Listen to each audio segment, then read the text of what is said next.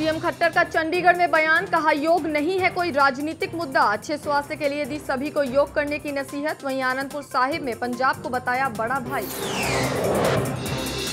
हिसार के नवचीन सिंघल ने किया प्रदेश का नाम रोशन, एम्स की प्रवेश परीक्षा में पाया प्रथम स्थान, घर पर लगा बधाई देने वालों का तांता। कैथल में ट्रक और ऑटो की भिड़ंत में 2 छात्रों की मौत और 9 घायल, ट्रक चालक मौके से फरार, पुलिस जांच में जुटी।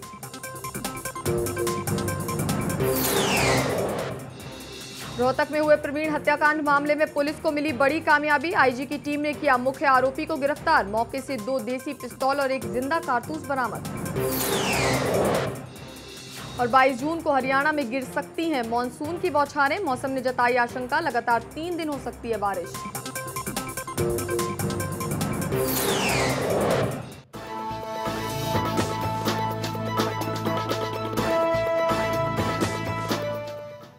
नमस्कार, आप देख रहे हैं खबरें अभी तक और मैं हूं आपके साथ आयशा हनफी।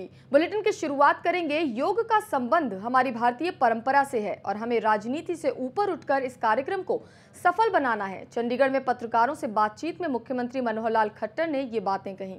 सीएम ने कहा कि अंतर्राष्ट्रीय योग दिवस के मौके पर प्रदेश भर में योग कार्यक्रमों के आयोजन की तैयारियां की गई हैं और सरकार ने विपक्षी पार्टियों को भी इन कार्यक्रमों में शामिल होने का न्योता दिया है, ताकि भारतीय संस्कृति से जुड़ी इस प्राचीन कला को हर शख्स तक पहुंचाने के साथ योग के प्रति जागरूकता लाई जा सके। तो आपको बता दें 21 जून को अंतर्राष्ट्रीय योग दिवस मनाया जाएगा, जिसको लेकर हरियाणा के मुख्यमंत्री मनोहर लाल खट्टर का कहना है कि इसको सफल बनाने के लिए हमें राजनीति से ऊपर उठकर सोचना होगा। तमाम विपक्षी दलों को भी इसके लिए न्योता दिया गया है और उन्होंने सभी से ये बात कही कि सभी आएं, मिलकर इस कार्यक्रम को सफल बनाने में साथ दें।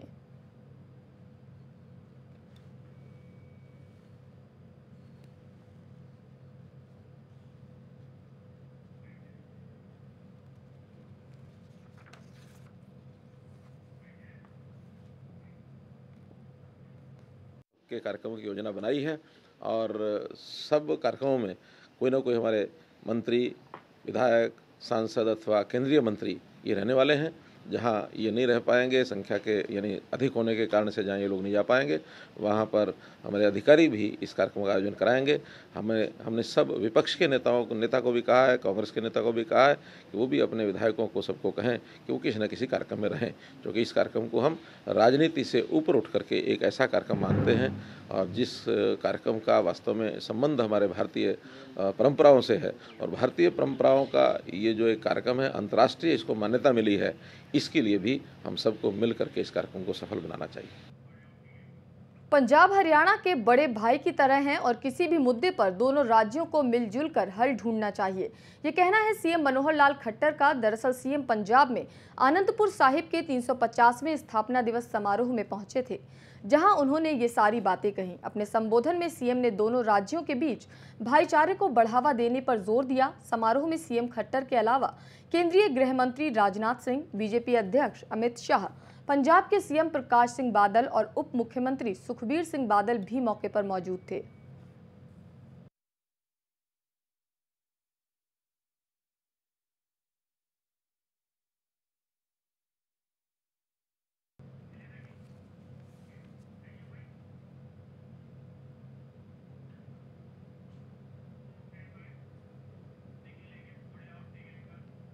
और चलिए बुलेटिन में आगे बढ़ें, लेकिन उससे पहले आपको बता दें एक बड़ी खबर आ रही है चंडीगढ़ से। आपको बता दें मुख्यमंत्री मनोहर लाल खट्टर और बिजली अधिकारियों के बीच ये बैठक हो रही है।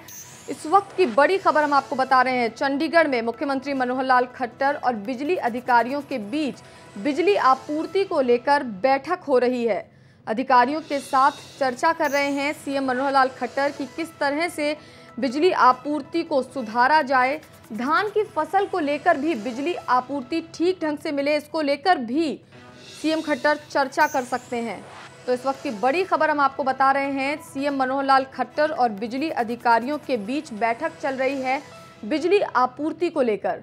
प्रदेश में तमाम जगहों पर बिजली आपूर्ति ठीक नहीं है, जिसको लेकर सीएम खट्टर बिजली अधिकारियों के साथ बैठक कर रहे हैं। और इस खबर पर ज्यादा जानकारी के लिए हमारे सहयोगी कुमार रमेश जुड़ रहे हैं हमारे साथ। कुमार रमेश, आपसे जानना चाहेंगे, अधिकारियों के साथ, बिजली अधिकारियों के साथ सीएम बैठक कर रहे हैं, किन किन मुद्दों पर बातचीत हो रही हो? देखिए, पावर कट एक बहुत बड़ी समस्या है हरियाणा में, और चाहे वो औद्योगिक घरानों के लिए हो, चाहे वो आम जो है घरेलू उपभोक्ताओं के लिए हो।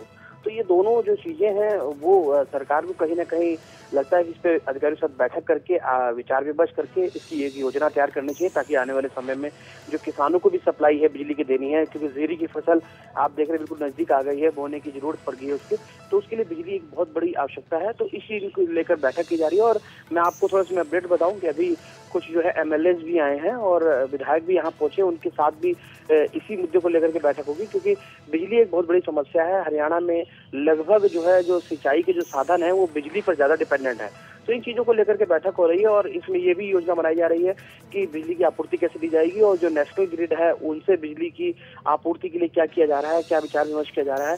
और उसके साथ साथ ये देखा जाएगा कि असल में मांग कितनी है और अभी हमारे पास यूनिट कितने अभी हैं जो हम सप्लाई कर रहे हैं। तो इन चीजों को लेकर के बैठक हो रही है, और बैठक के थोड़ी देर बाद ही स्पष्ट हो पाएगा कि मुख्यमंत्री ने क्या आदेश दिए हैं और इस बैठक का निष्कर्ष क्या निकला है। जी, धान की फसल को लेकर किसानों को ज्यादा पानी की आवश्यकता होती है, इसके लिए बिजली जरूरी होती है, इसको लेकर भी चर्चा होगी, इसका अनुमान लगाया जा रहा है। रमेश, देखिए, बिल्कुल जो किसानों के साथ हमेशा खट्टर सरकार रही है, ये उनका दावा है, और इसीलिए जो है उन्होंने किसानों के अहम मुद्दे को लेकर के आज अधिकारियों से बातचीत करनी है, क्योंकि किसानों को बिजली आपूर्ति बहुत जरूरी है। और सबसे बड़ी बात है कि जो ट्यूबवेल्स हैं उन पर जो बिजली की सप्लाई है अभी कुछ घंटे ही मिलती है, तो आने वाले समय में उनको बिजली की सप्लाई पूरी मिल सके, और ताकि उनकी धान की फसल बोने में किसी प्रकार की कोई दिक्कत न हो, इस मुद्दे पर भी वो चर्चा करेंगे। और बिजली के अधिकारी जो बैठे हुए हैं उनके साथ बातचीत चल रही है, उनके साथ कुछ विधायक भी हैं, उनसे भी डिस्कस होगा इन सारे मैटर पे।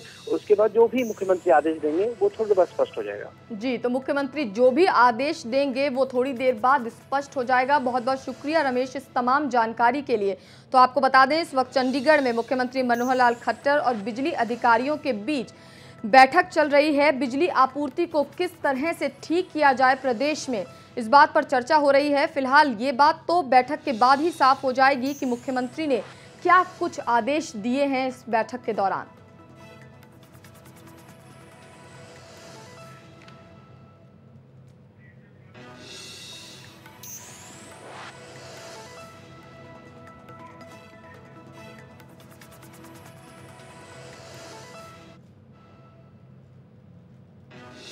चलिए, इस वक्त की एक और बड़ी खबर आपको बता दें जो कि गुड़गांव से मिल रही है। ओरिएंटल क्राफ्ट कंपनी के जो कर्मचारी हैं उन्होंने हुड़दंग मचा दिया है ऑफिस में। इस वक्त की बड़ी खबर हम आपको बता रहे हैं, गुड़गांव से ओरिएंटल क्राफ्ट कंपनी के कर्मचारियों ने हुड़दंग मचाया है। हीरो होंडा चौक पर ये कंपनी का ऑफिस है, जहां पर एक शख्स को करंट लगने की अफवाह के बाद ये उत्पात मचाया गया है, जहां पे 7 गाड़ियों और कुछ बाइकों को भी आग के हवाले कर दिया गया है। आपको बता दें, ओरिएंटल क्राफ्ट कंपनी के कर्मचारियों ने हुड़दंग मचाते हुए 7 गाड़ियों और कुछ बाइकों को आग के हवाले कर दिया है। कंपनी में भी तोड़फोड़ की गई है, और इसके पीछे वजह बताई जा रही है कि एक कर्मचारी को करंट लगने की अफवाह उड़ाई गई थी, जिसके बाद कर्मचारियों में इस बात को लेकर रोष फैल गया और उन्होंने कंपनी में भी तोड़फोड़ की है और 7 गाड़ियों और बाइक को भी आग के हवाले कर दिया। इस वक्त की बड़ी खबर हम आपको बता रहे हैं, और इस खबर पर ज्यादा जानकारी के लिए हमारे सहयोगी हिमांशु नारंग जुड़ रहे हैं हमारे साथ। हिमांशु, ओरिएंटल क्राफ्ट कंपनी के कर्मचारियों ने कंपनी में भी तोड़फोड़ की है, 7 गाड़ियों और कुछ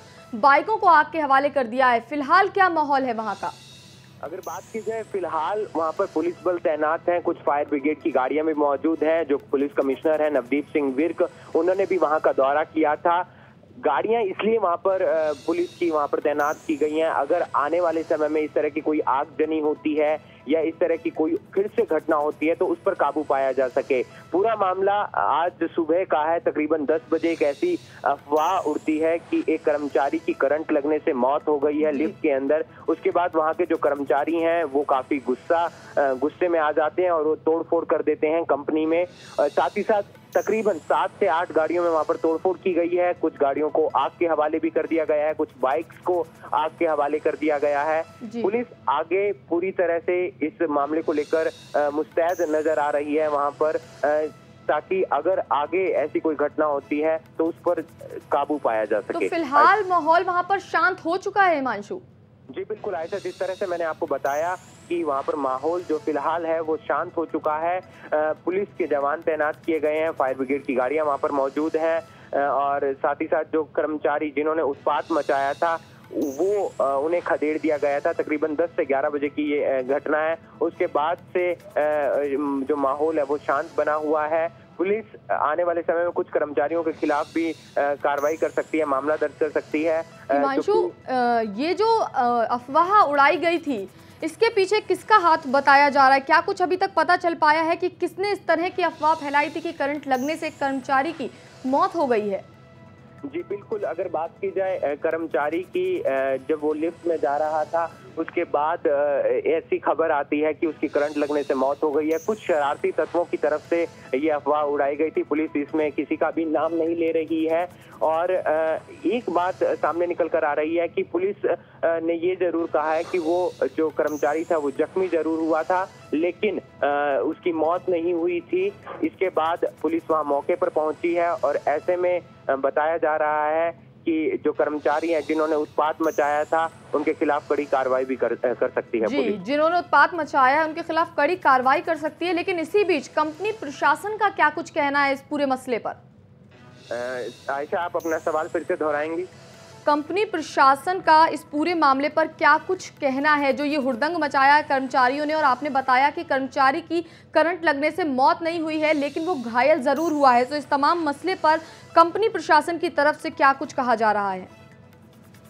अगर बात की जाए कंपनी प्रशासन की, तो कंपनी प्रशासन ने इस पर कुछ भी बोलने से अभी मना कर दिया है, क्योंकि पुलिस पहले पूछताछ करेगी और पुलिस के पूछताछ करने के बाद ये मामला सामने निकल कर आएगा। लेकिन कर्मचारियों की तरफ से जिस तरह से उत्पात मचाया गया, उन्हें खदेड़ दिया गया और प्रशासन भी मौके पर है, लेकिन पुलिस प्रबंधक से भी पूछताछ करेगी और उन कर्मचारियों को भी हिरासत में लेकर पूछताछ करने की कोशिश करेगी जिनकी तरफ से उत्पात मचाया गया। तो अभी तक फिलहाल पुलिस किसी को हिरासत में नहीं ले पाई है। आपने बताया कि उन्हें दौड़ा दिया गया था काफी दूर तक, लेकिन जो भी उड़दंग मचा रहे थे उनमें से अभी तक किसी को हिरासत में नहीं लिया गया है? नहीं ऐसा अभी तक किसी को भी हिरासत में नहीं लिया गया है, खासकर कर्मचारियों को, क्योंकि पुलिस पहले आगजनी पर कब्जा करना चाहती थी, आगजनी पर काबू पाना चाहती थी। उन जगहों पर मुआयना किया जा रहा है जहां पर तोड़फोड़ की गई है, जहां पर आगजनी की गई है, क्योंकि रियोंडा चौक का ये मामला है। उसके बाद कर्मचारियों ने वहां पर जाम भी लगा दिया था। फिलहाल स्थिति सामान्य है, लेकिन आगे क्या सिचुएशन रहती है, आगे किन के खिलाफ मामला दर्ज होता है और पुलिस क्या कार्रवाई करती है, ये देखना होगा। जी, तो ये देखने वाली बात होगी कि पुलिस आगे क्या कार्रवाई करती है। बहुत बहुत शुक्रिया हिमांशु इस तमाम जानकारी के लिए। तो आपको बता दें कि गुड़गांव के हीरो होंडा चौक पर स्थित ओरिएंटल क्राफ्ट कंपनी में कर्मचारियों ने हुड़दंग मचाया है। दरअसल एक कर्मचारी को करंट लगने के बाद उसकी मौत की अफवाह फैलाई गई थी, जिसको लेकर कर्मचारियों में रोष फैल गया था और उसके बाद उन्होंने कंपनी में भी तोड़फोड़ की है। साथ ही 7 गाड़ियों और कुछ बाइकों को भी आग के हवाले कर दिया है। लेकिन फिलहाल प्रशासन ने मामले को काबू में कर लिया है, हालात पर काबू पा लिया गया है और पुलिस ने आगे की कार्रवाई शुरू कर दी है। तो आपको इस वक्त की बड़ी खबर हम आपको बता रहे हैं। कर्मचारियों ने, ओरिएंटल क्राफ्ट कंपनी के कर्मचारियों ने हुड़दंग मचाया है गुड़गांव में। उनका कहना है कि अफवाह फैलाई गई थी कि एक कर्मचारी को करंट लगा है जिससे उसकी मौत हो गई है, जिसके बाद इन्होंने अपना रोष जताते हुए कंपनी में तोड़फोड़ की थी, 7 गाड़ियों और बाइक को आग के हवाले कर दिया था। लेकिन उसके बाद प्रशासन ने मौके पर पहुंचकर हालात को काबू में लिया। आगजनी की कोई घटना आगे ना हो, इस तरह की कंपनी में कोई तोड़फोड़ ना हो, इसको लेकर अभी भी वहां पर पुलिस तैनात है।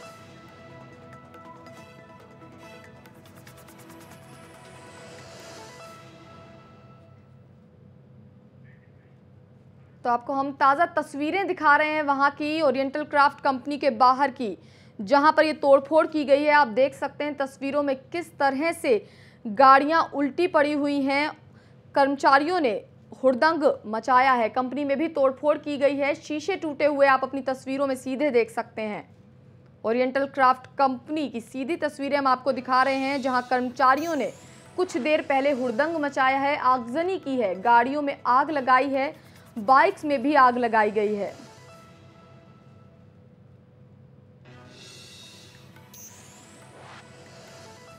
तो इस वक्त की सीधी तस्वीरें हम आपको दिखा रहे हैं गुड़गांव की, ओरिएंटल क्राफ्ट कंपनी के बाहर की, किस तरह से कंपनी में तोड़फोड़ की गई है, गाड़ियों को आग के हवाले कर दिया गया है।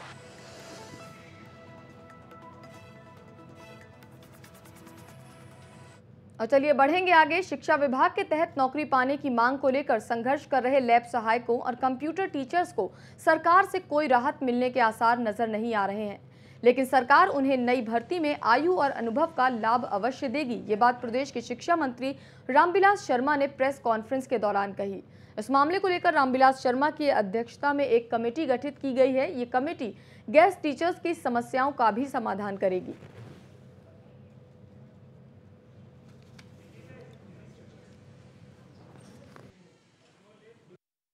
मेरा उनसे आग्रह है कि वो वार्ता के रास्ते पर आए। वार्ता के रास्ते पर ही अब तक जो राहत कंप्यूटर टीचर को मिली है।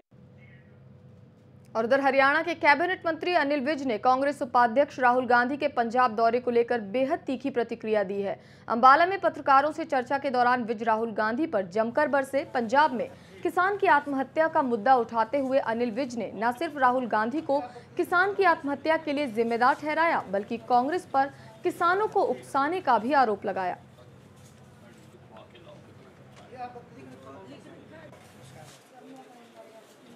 जिस किसान ने आत्महत्या की है उसको पहले राहुल गांधी जाके मिले थे।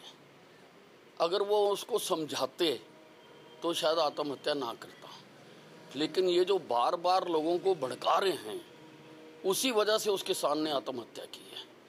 और उस किसान की आत्महत्या का दोषी मैं राहुल गांधी को मानता हूँ। ये प्रचार बंद करें, लोगों को उकसाना भड़काना बंद करें और अपने राज्य से कंपेयर करके देखें कि तुम्हारे राज्य में क्या होता था, तुम्हारे राज्य में कितनी आत्महत्याएं हुई हैं, तब राहुल गांधी कहाँ था। अब जा कर लोगों को एक्साइट कर रहे हैं, लोगों को भड़का रहे हैं, और कम से कम इस आत्महत्या के लिए तो मैं राहुल गांधी को दोषी मानता हूँ।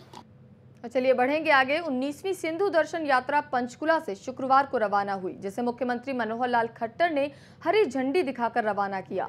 सीएम मनोहर लाल खट्टर के अलावा शिक्षा मंत्री रामविलास शर्मा और बीजेपी सांसद रतनलाल कटारिया भी मौके पर मौजूद रहे। मुख्यमंत्री ने सिंधु दर्शन यात्रा को भारतीय संस्कृति का अहम हिस्सा बताया और करीब 90 यात्रियों को यात्रा पर रवाना किया। तो वहीं प्रदेश सरकार की तरफ से यात्रा पर जाने वाले हर यात्री को 10-10 हजार रुपए का अनुदान दिए जाने की भी बात कही।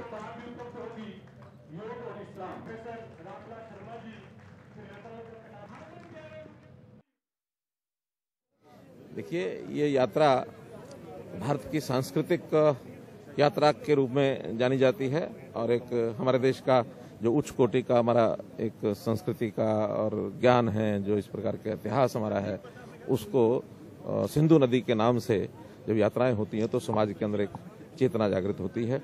ये यात्रा 19 वर्ष पहले शुरू हुई थी और हर वर्ष उत्तरोत्तर अच्छी बढ़ती जा रही है।